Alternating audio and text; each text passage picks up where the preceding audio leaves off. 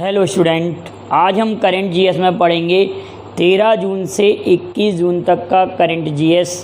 आप copy pen लेकर बैठिए और इन पॉइंटों को नोट करते चलिए। पिछले वीडियो में भी हमने बहुत सारे दिवसों की चर्चा की थी। तो पहले कुछ महत्वपूर्ण दिवस हैं, फिर कुछ महत्वपूर्ण व्यक्तियों के नाम हैं, कुछ घटनाएँ क्या क्या हैं। तो आप बड़े ध्यान से इनको सुनते चलिए और नोट करते चलिए। विश्व रक्तदान दिवस, विश्व रक्तदान दिवस, world donor day, world blood donor day, world blood donor day कब मनाया जाता है? तो आप कहेंगे 14 जून को। 14 जून को ये क्यों मनाया जाता है? 14 जून को किसका जन्म दिवस है?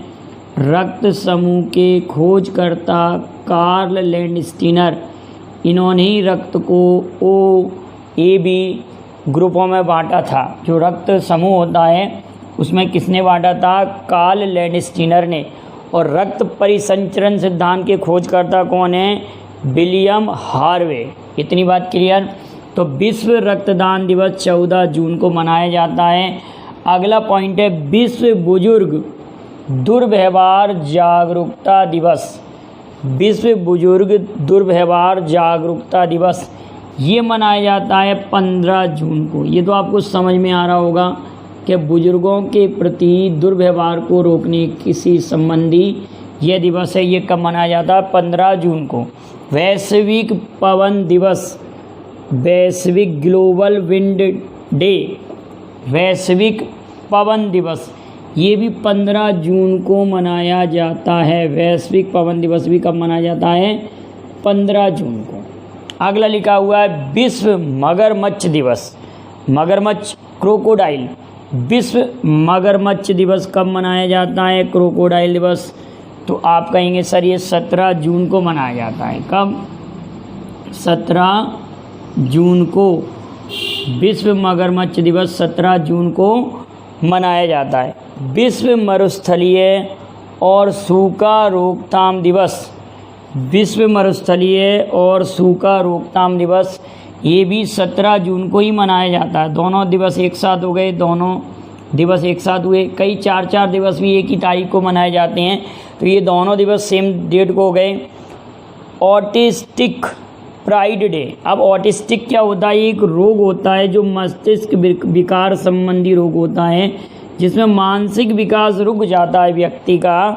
तो यह दिवस कब मनाया जाता है? तो आप कहेंगे 18 जून को।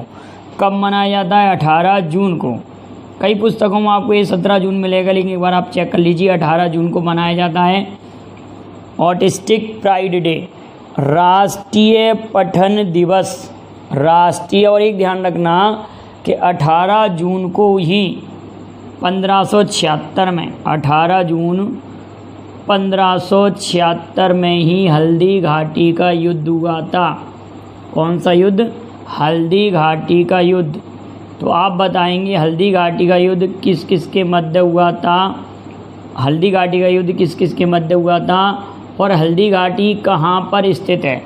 और हल्दी घाटी युद्ध पर पुस्तक किसने लिखी हल्दी घाटी नाम से? तो 18 जून को हल्दी घाटी दिवस भी कह सकते हैं और ऑटिस्टिक प्राइड डे भी कह सकते हैं। ठीक है, ऑटिस्टिक प्राइड डे भी मनाया जाता है इस दिन। राष्ट्रीय पठन दिवस, राष्ट्रीय पठन दिवस।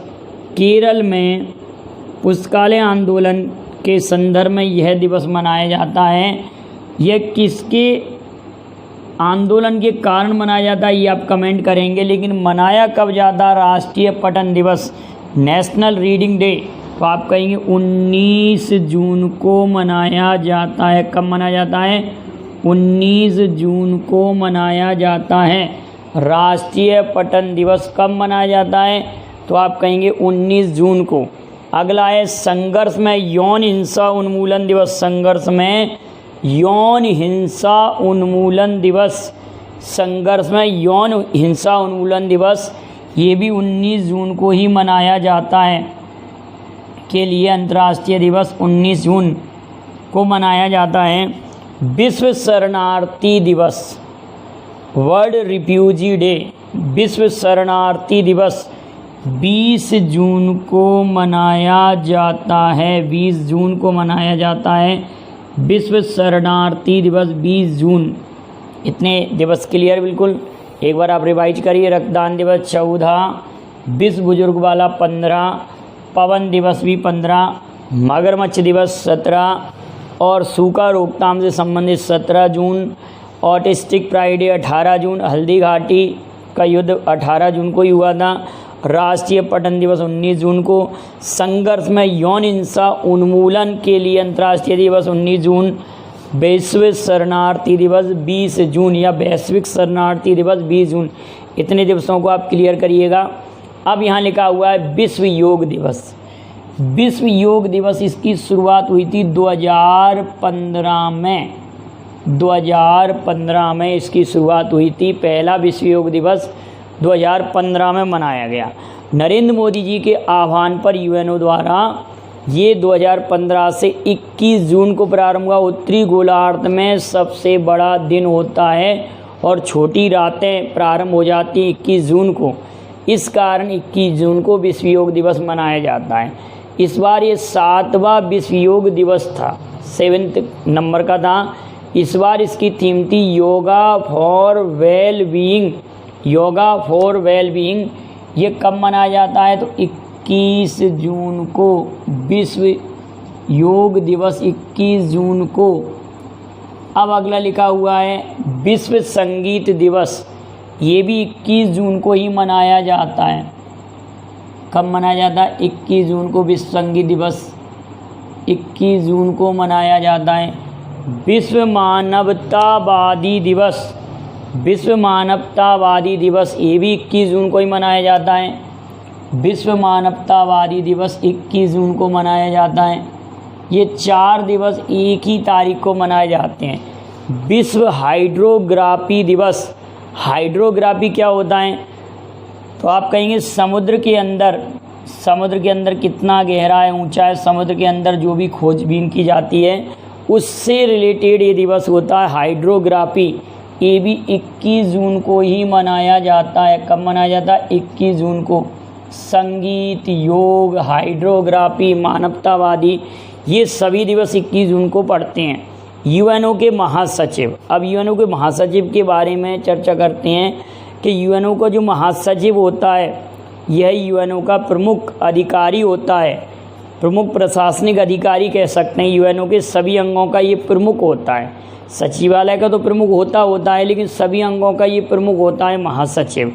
तो इस बार जो महासचिव हैं उनका कार्यकाल 31 दिसंबर 2021 को समाप्त होना था, लेकिन इनका दोबारा से कार्यकाल बढ़ा दिया गया है 1 जनवरी 2022 से लेकर 31 दिसंबर 2026 तक इनका 5 वर्ष के लिए कार्यकाल और बढ़ा दिया गया है।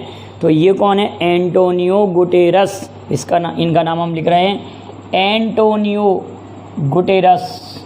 एंटोनियो गुटेरस हैं। ये किस देश के प्रधानमंत्री रह चुके हैं? तो आप कहेंगे पुर्तगाल के। किस देश के प्रधानमंत्री रह चुके हैं? तो पुर्तगाल के। वर्तमान में पुर्तगाल के प्रधानमंत्री कौन हैं? तो एंटोनियो कोस्टा। क्वेश्चन ऐसे भी बनता है कि यूएनओ के ऐसे पहले महासचिव जो किसी देश के प्रधानमंत्री भी रह चुके हैं वे कौन हैं? तो एंटोनियो गुटेरस। यूएनओ के पहले महासचिव कौन थे? तो आप कहेंगे त्रिगवेली जो कि नॉर्वे देश के थे। यूएनओ के एशिया से चुने गए पहले महासचिव यूथांट जो कि बर्मा देश के थे। और यूएनओ के 2 महासचिव हैं जो एशिया से चुने गए हैं।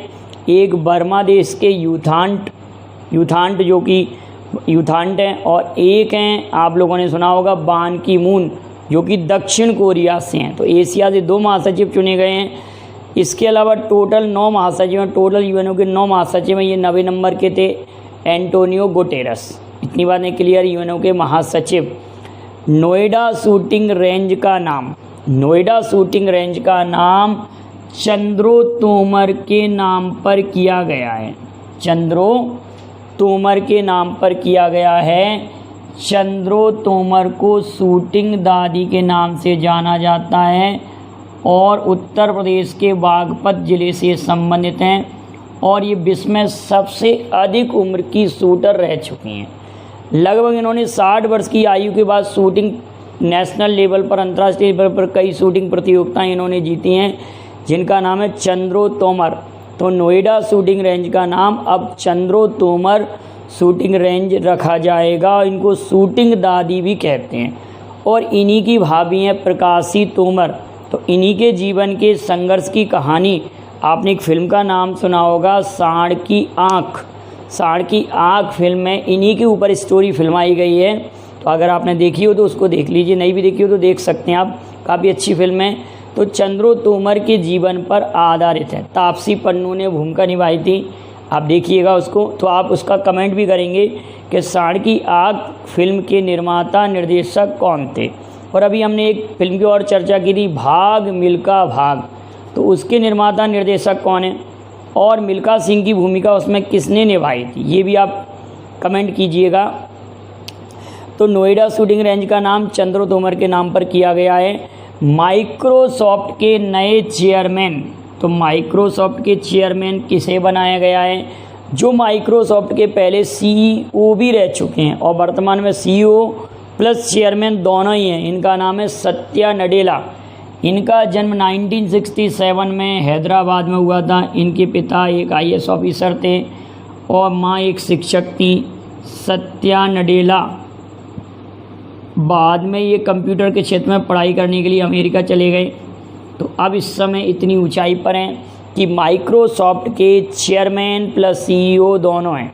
2014 में इनको माइक्रोसॉफ्ट का सीईओ भी बनाया गया था सत्या नडेला को। तो अब इस समय कौन है, चेयरमैन पद पर भी हैं सत्या नडेला और भारत के हैं।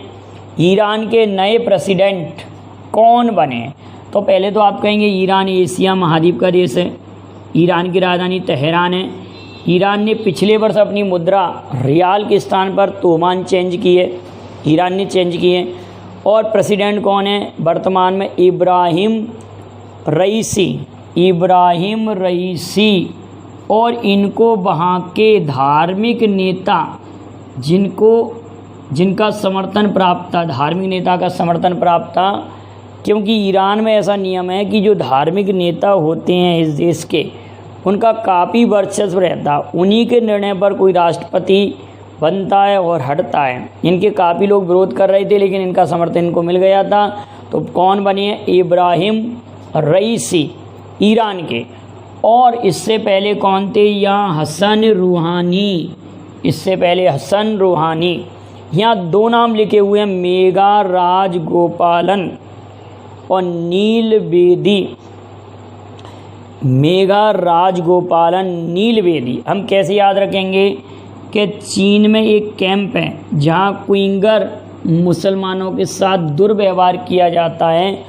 उनको जबरन वहाँ पार्टी में सम्मिलित होने की बात करते हैं। तो उनके कैंप का खुलासा, क्विंगर मुसलमानों की स्थिति विस्मय लाने का श्रेय मेघा राजगोपालन को दिया गया है। और इनको पुलित्जर पुरस्कार दिया गया। पुलित्जर, ये भारतीय मूल के हैं, पुलित्जर पुरस्कार मिला है। और नील बेदी को अमेरिका में बालकों की तस्करी के बारे में जानकारी देने के लिए नील बेदी को भी पुलित्जर पुरस्कार दिया गया है। ये दोनों ही भारतीय हैं, तो इसको आप नोट कर लीजिए कि पुलित्जर पुरस्कार मिला है दोनों को। अगला पॉइंट लिखा है वर्ल्ड गिविंग इंडेक्स 2021। इसमें फर्स्ट प्लेस पर तो है इंडोनेशिया, क्योंकि कोविड-19 के समय इंडोनेशिया ने भी काफ़ी दान दिया है। लेकिन भारत की रैंक है इसमें 14वीं। भारत कौन सी रैंक पर है, 14वीं रैंक पर है। और फर्स्ट रैंक पर है इंडोनेशिया देश। इंडोनेशिया की राजधानी जकार्ता, इंडोनेशिया अपनी राजधानी बदलेगा। और एशियान का हेडक्वार्टर भी इंडोनेशिया में है। एशियान का हेडक्वार्टर भी इंडोनेशिया की राजधानी जकार्ता में है। तो वर्ल्ड गिविंग इंडेक्स में भारत की रैंक 14वीं है, ये भी याद रखेंगे। अभी हमने एक प्रतिस्पर्धा सूचकांक पढ़ा, तो प्रतिस्पर्धा सूचकांक में भारत की रैंकिंग 43वीं। वर्ल्ड पीस इंडेक्स 2021 आइसलैंड प्रथम स्थान पर। कौन प्रथम प्लेस पर, आइसलैंड। और टोटल 163 देशों का सूचकांक बनाया गया। इंडिया की रैंक 135, 135वीं, भारत की रैंक 135वीं पीस इंडेक्स में, शांति सूचकांक में। यहाँ लिखा हुआ है सुरेश रैना। सुरेश रैना भी चर्चा में क्यों थे? क्योंकि इनकी बुक आई है जिसका नाम है बिलीव। अब तो पूरा नाम नहीं याद रखना, अब तो केवल बिलीव याद रखना। पुस्तक है, क्या नाम है? बिलीव। अगला है बीनू माकंड। भारत के 7वें क्रिकेटर हैं जो आईसीसी के हॉल ऑफ फेम में सम्मिलित हुए हैं। बिशन सिंह बेदी पहले थे, बीनू माकंड 7वें हैं, और भी कई क्रिकेटर हैं। इसमें टोटल 103 क्रिकेटरों के नाम हैं, जिसमें भारत के 7वें क्रिकेटर हैं बीनू माकंड, याद रखेंगे। बीनू माकंड के नाम पर ट्रॉफी भी दी जाती है। मिल्खा सिंह अभी चर्चा में थे क्योंकि इनका देहांत हो गया था कोविड-19 के कारण, और इनकी पत्नी भी वॉलीबॉल प्लेयर रह चुकी हैं, उनका भी निधन भी हो चुका है। और इनके बेटे हैं जीव मिल्खा सिंह, इनके बेटे जीव मिल्खा सिंह वो गोल्फ प्लेयर हैं। और मिल्खा सिंह को क्या कहा जाता है? फ्लाइंग सिख। फ्लाइंग सिख नाम किसने दिया था? तो अयूब खां, फील्ड मार्शल अयूब खां, जो कि पाकिस्तान के राष्ट्रपति भी हैं। एक प्रतियोगिता के दौरान इन्होंने वहाँ प्रतियोगिता जीती थी, तो उन्होंने कहा आप दौड़े नहीं हैं, उड़े हैं। उड़ना मतलब फ्लाई करना, तब से इनका नाम क्या पड़ा? फ्लाइंग सिख, मिल्खा सिंह को। और मिल्खा सिंह के जीवन पर आधारित एक फिल्म भी है, भाग मिल्खा भाग। और 1959 में 1959 में इनको क्या दिया गया? पद्मश्री दिया गया। और इन्होंने कई प्रतियोगिताएं जीती हैं, कॉमनवेल्थ और राष्ट्रमंडल खेलों में। 400 मीटर की दौड़ में पदक जीतने वाले, स्वर्ण पदक जीतने वाले पहले भारतीय प्लेयर भी हैं। ये सब बातें मिल्खा सिंह पर एक मैंने वीडियो भी बनाया सेपरेट, आप उसको देख लेंगे। यहाँ लिखा हुआ है हैप्पीनेस इंडेक्स 2021 में भारत की रैंक 139, 139। अब आप कमेंट करेंगे कि फर्स्ट प्लेस पर कौन सा देश था इसमें। तो इतने करंट के क्वेश्चन हमने चर्चा किए। आप इसको लाइक शेयर ज़रूर करेंगे और आप इसका स्क्रीनशॉट ले लेंगे। Thank you very much. जय हिंद, जय भारत।